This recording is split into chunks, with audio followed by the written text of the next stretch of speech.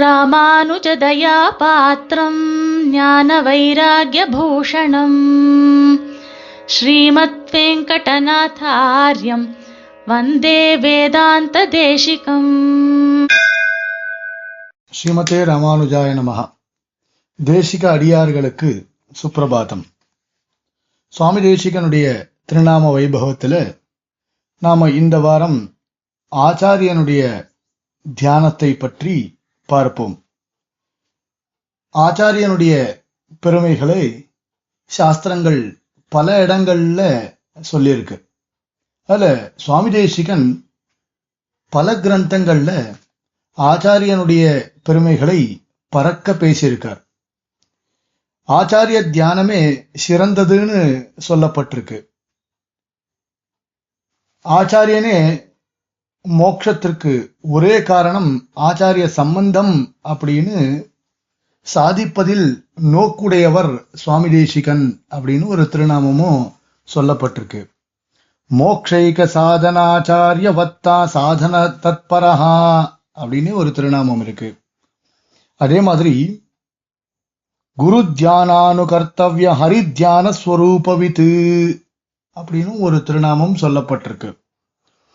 ஆச்சாரியனை தியானித்த பிறகே ஹரித்தியானம் பண்ணணும் அப்படின்னு சொல்றார். பகவத் அனுகிரகத்தினாலேயே நமக்கு பகவத் கைங்கரியமானது சித்திக்கும் அப்படின்னு இருக்கிறபடியினால முதல்ல ஹரித்தியானம் பண்ணணும் அப்படின்னு சாஸ்திரம் சொல்றது.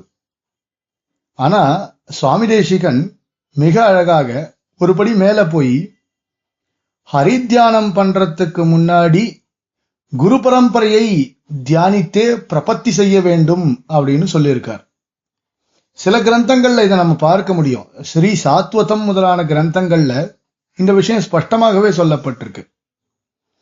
ஏதாவது ஒரு வைதிக காரியம் பண்றதுக்கு முன்னாடி எம்பெருமான் வரையில் இருக்கக்கூடியதான குரு பரம்பரையை பிரபத்தி பண்ணணும் அப்படின்னு சொல்லப்பட்டிருக்கு. ஆச்சாரியர்கள் ஒவ்வொருவராக தியானித்து அப்படி நம்ம பிரபத்தி எம்பெருமான் வரையிலும் எம்பெருமான் திருவடிகள் அடைகின்றேனே அப்படின்னு சொன்னா போல எம்பெருமானை நாம் தியானிக்க வேண்டும் அப்படின்னு ஸ்பஷ்டமாகவே சொல்லப்பட்டிருக்கு. கைங்கர்யார்த்தாச்சாரிய விஷ்ணு தியானானா அப்படின்னு ஒரு திருநாமமும் இருக்கு. விஷ்ணு தியானானுசந்தான போதகா அப்படின்னு சொல்லப்பட்டிருக்கு. ஆச்சாரிய தியானத்தையும் அதன் பிறகு விஷ்ணு தியானத்தையும் போதித்தவர் சுவாமி தேசிகன் அப்படின்னு சொல்லப்பட்டிருக்கு. ஏதங்கள் ஆயினவெல்லாம் இரங்கிலிடுவித்து பீதகவாடை பிரானார் பிரமகுருவாகி வந்து அப்படின்னு பெரியாழ்வார் பாசுரமும் நமக்கு பிரமாணமாக கிடைக்கிறது. சுவாமி தேசிகன் தன்னுடைய ரகசிய கிரந்தங்கள்ல இந்த பிரமாணங்கள்லாம் எடுத்தே காண்பிக்கிறார். ஆச்சாரிய பரம்பரை எது வரைக்கும் செல்லுகிறது அப்படின்னு பார்த்தால் பெருமாள் வரைக்கும் ஆச்சாரிய பரம்பரையானது செல்லுகிறது. அதுல நமக்கு ரொம்ப முக்கியம் எது அப்படின்னா எம்பெருமான் நமக்கு அனுகிரகிக்கக்கூடிய பலன் மிக முக்கியமானது. அந்த பலனை நாம் பெறுவதற்கு செய்யக்கூடிய உபாயம் அதை காட்டிலும் மிகவும் முக்கியமானது. அந்த உபாயத்தை நாம பண்றதுக்கு வழிவகுக்கக்கூடியவர் யாரு அப்படின்னு கேட்டால் ஆச்சாரியன் தான் முதல்ல அதற்கு வழிவகுக்கிறார். நமக்கு ஞானம்ன்றதே கிடையவே கிடையாது. நாம தான் ரொம்ப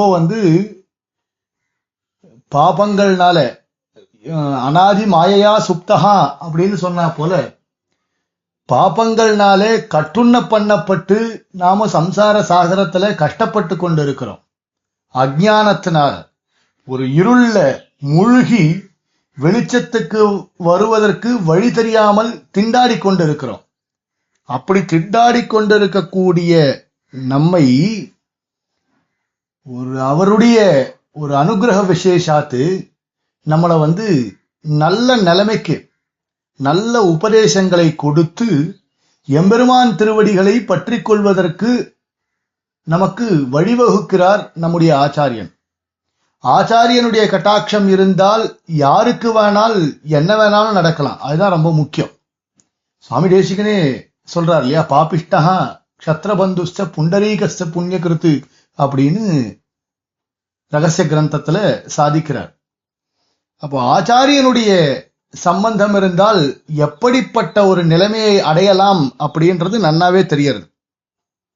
ஒரு இடத்துல சொல்லப்பட்டிருக்கு, சுவாமி தேசிகன் இந்த ஸ்லோகத்தை எடுக்கிறார், கீதையில சொல்லப்பட்டிருக்கு, ஆச்சாரியனுடைய அனுகிரகம் இருந்தால் என்ன வேணாலும் நடக்கும் அப்படின்றதுக்கு இந்த ஸ்லோகம் ஒரு பிரமாணம். வியாச பிரசாதாத்து ஸ்ருதவான் ஏதத் குஹ்யம் அகம் பரம் யோகம் யோகேஸ்வராத்து கிருஷ்ணாத்து சாட்சாத் கதயத ஸ்வயம் அப்படின்னே சொல்றார். சதாச்சாரிய பிரசாதம் அடியாக இந்த அர்த்தத்தை நான் அறிந்து கொண்டேன் அப்படின்னு சஞ்சயன் சொல்றான் இந்த ஸ்லோகத்தை பகவத்கீதையில. எப்படி இருக்கு ஆச்சாரியனுடைய அனுகிரகம் பாருங்கோ. வியாச பிரசாதாத்து ஸ்ருதவான், தேவர்களால கூட பார்க்க முடியாத எம்பெருமானுடைய விஸ்வரூபத்தை பார்ப்பதற்கு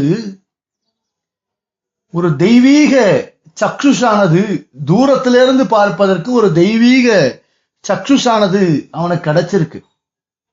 அதே மாதிரி எம்பெருமானுக்கும் பார்த்தனுக்கும் மத்தியில நடந்த சம்பாஷணத்தை தூரத்திலிருந்து கேட்பதற்கு ஒரு தெய்வீக காதுகள் கிடைச்சிருக்கு. இதெல்லாம் எப்படி கிடைச்சது அப்படின்னா வியாச பிரசாதாத்து, சஞ்சயனுக்கு ஆச்சாரியனாயிருக்கக்கூடிய வியாச பகவானுடைய அனுகிரகத்தினாலதான் இதெல்லாம் கிடைச்சிருக்கு. அப்ப ஆச்சாரியனுடைய அனுகிரகம் மட்டும் இருந்தால் பரமரகசியமா இருக்கக்கூடிய இந்த யோகத்தை ஞானம், பலம், ஐஸ்வர்யம், வீரியம், சக்தி, தேஜஸ் இது மாதிரியான திருக்கல்யாண குணங்களுக்கு உறைவிடமாயிருக்கக்கூடிய பகவானாகிய எம்பெருமானாயிருக்கக்கூடிய கண்ணன் தானே தன்னுடைய திருவாக்கினால தெரிவித்த அர்த்தங்களை அவன் நேரடியா கேட்கிறான், சஞ்சயன் நேரடியா கேட்கிறான்னா வியாசருடைய அனுகிரகம் பாருங்கோ, ஆச்சாரியனுடைய அனுகிரகம் எப்படி இருக்கின்றது அப்படின்றத நம்மளால நேரடியாக தெரிந்து கொள்ள முடிகிறது. அப்ப ஆச்சாரிய தியானம் சிறந்தது, எம்பெருமானை தியானிப்பது அப்படின்னு சாஸ்திரம் சொல்லியிருந்தாலும் எம்பெருமானை தியானிப்பதற்கு முன்பு ஆச்சாரிய தியானமே பிரதமம் செய்ய வேண்டும் அப்படின்னு சுவாமி தேசிகன் சொல்றது இதுலெல்லாம் இந்த மாதிரியான பிரமாணங்கள் மூலமாக நமக்கு ஸ்பஷ்டமா புரியுது.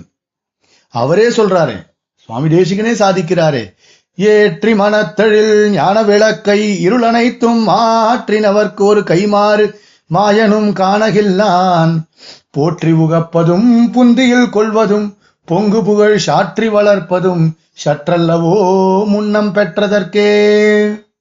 ஆச்சாரியன் பண்ண உபகாரத்துக்கு பிரத்யுபகாரம் நம்மளால எதுவுமே பண்ணவே முடியாது. ஏன்னா ஒரு கைமாறு மாயனும் காணகில்லான், ஏன்னா அவனுக்கே தெரியல. ஆச்சாரியன் பண்ணத்துக்கான உபகாரத்துக்கு பிரத்யுபகாரம் பண்றதுக்கு எம்பெருமானுக்கே தெரியல, அப்புறம் நமக்கு எப்படி தெரியும்? நாம பண்ண வேண்டியது ஒன்னே ஒண்ணுதான், அவருடைய புகழை பரப்பலாம், அதுவானா பண்ணலாம். குரும் பிரகாஷியே தீமான்னே சொன்னார். இப்ப குருவினுடைய பெருமைகளை பறக்க பேசிண்டே இருக்கலாம் நம்ம. அதான் ஆச்சாரியனுடைய தியானம். ஆச்சாரியனை சர்வதா தியானித்துக் கொண்டே இருக்க வேண்டும். ஒரு திருநாமம் சொல்றது ஸ்ரீ பகவத் ஆச்சாரிய பாவ பாதக பாதகா அப்படின்னு. ஸ்ரீமானான பகவான் ஆச்சாரியனாவதை பாதிப்பதை மறுத்தவர் அப்படின்னு சொன்னார். பகவான் வரை ஆச்சாரிய பரம்பரையை அனுசந்திக்க வேண்டும் என்று சாதித்தவர் சுவாமி தேசிகன். ஏன்னா ஒரு கேள்வியே வருது அந்த இடத்துல, பகவானை நமக்கு எப்படி ஆச்சாரியனா சொல்ல முடியும்? பகவானிடத்துல நேரடியாக உபதேசம் பெற்றவர்கள் சதுர்முக பிரம்மா, நாரதர், இவர்கள் தான். இப்போ இவா மூலமா குரு பரம்பரை நமக்கு கிடையாது. அப்படி இருக்கும்போது பெருமாளை எப்படி ஆச்சாரியனா சொல்ல முடியும் அப்படின்னே சொல்றார். அதுல சுவாமி தேசிகன் சொல்ற, பகவான் நமக்கு பரமாச்சாரியனா ஆறார், லக்ஷ்மிநாத சமாரம்பாம் கூறத்தாழ்வான். இப்படி பெரியவர்களுடைய வாக்கியங்கள்லாம் வைத்துக் கொண்டு பார்த்தால், மகாபாரத வாக்கியத்தெல்லாம் வச்சுட்டு பார்த்தால் பெருமாள் நமக்கு ஆச்சாரியனாக ஆகிறான், கீதாச்சாரியன்னே சொல்றமே. அப்போ ஆச்சாரியர்கள் யாருன்னு கேட்டால், ஆச்சாரியர்கள் நாம் பிரத்யட்சமாக சேவித்துக் கொண்டிருக்கக்கூடிய ஆச்சாரியர்கள் அனைவரும் பகவானுடைய அவதாரங்கள், சாட்சாத் பகவானுடைய அவதாரங்கள் அப்படின்றத சுவாமி தேசிகன் இந்த மாதிரியான திருநாமங்கள் மூலமாக, சுவாமி தேசிகனுடைய திருநாமங்கள் மூலமாக நாம் ஸ்பஷ்டமாக தெரிந்து கொள்ளலாம். சுவாமி தேசிகனும் தன்னுடைய கிரந்தங்கள்ல இவ அனைத்தையும் மேற்கோள் காட்டுகின்றார் அப்படின்னு சொல்லிட்டு இதோடு நான் அமைகிறேன். ஆச்சாரிய தியானமே சிறந்தது என்று தெரிவித்துக் கொண்டு அமைகிறேன். ஸ்ரீமதே நிகமாந்த மகாதேசிகாய நமஹ. கவிதார்க்கிக சிம்ஹாய கல்யாண குணசாலினே ஸ்ரீமதே வெங்கடேஷாய வேதாந்த குரவே நமஹ.